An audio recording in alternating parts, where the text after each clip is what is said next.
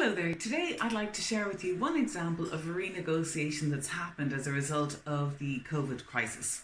So in this case, I was acting as a full buyer's agent for my client. My client lived abroad. They were buying a property for themselves to move home to in due course when they come back to Ireland. And in the meantime, they're considering renting out the property.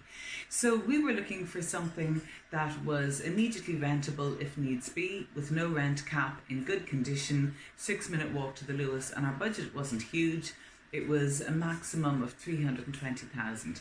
So in this case, we had done a lot of work to go sale agreed on the property. All the pre-contract inquiries were done, the survey was done, and in fact, my client was due to sign a contract to buy on the very day that Leo announced the school closures.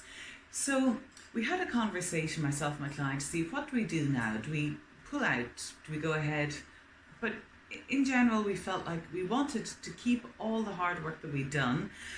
We felt the property was a good property, and yes, it might go down a little bit in the immediate aftermath of all of this, but it's likely to go up. There's nothing that would hold that value back from going up when everything else starts to rise again. So we felt it's a good property, let's go for it. So we discussed the amount we might ask for as a reduction, because it felt reasonable to ask for some reduction given the completely seismic change in the world that's happened since then. And we arrived on a 5% figure, which was roughly between 10 and 15,000 of the asking price.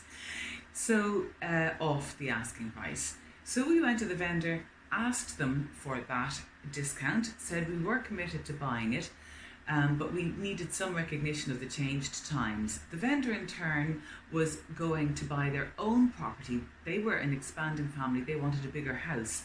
So they in turn went to the people from whom they were buying the house and said, look, here's the situation. We've been asked to take a reduced price. Will you take a reduced price from us so that we can all make the deal go through? And that's exactly what happened. So that's just one example of a renegotiation that happened. Everyone gave a little bit to make it go through. And in terms of, maybe you might be wondering, how did we arrive at 5% as a way of reducing the price? Honestly, it was just basically a combination of gut feeling, and it was some way linked to the actual price we were paying for the property. It wasn't a high price to start with, so 5% was quite a significant reduction on that price. So that's the basis on which we picked that figure out of the air.